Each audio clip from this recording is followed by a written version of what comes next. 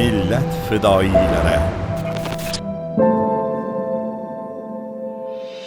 Katta leytenant Mirzayev Asilbek Rustamovich 1975-yilning 30-martida Andijon viloyatining Chinobod shahrida tug'ilgan.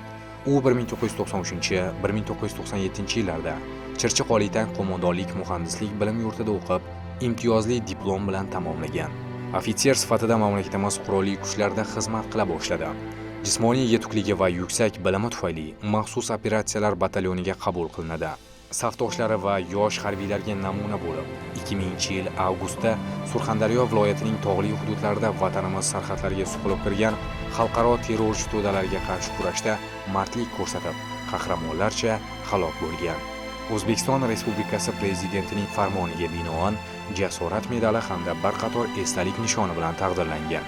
U o'qigan 39-sonli umumiy o'rta ta'lim maktabiga byusti o'rnatilgan, jasorat haqida hikoya qiluvchi xotira burchagi tashkil etilgan.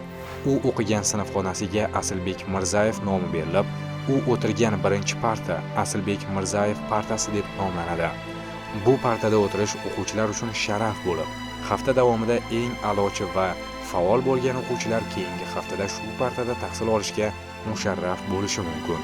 Bundan tashqari u tug'ilib o'sgan mahalladagi ko'chaga Asilbek Mirzayev nomi berilgan. Vatan millat fidoyilarini unutmaydi. Ularning xotirasi qalbimizda mangu yashaydi.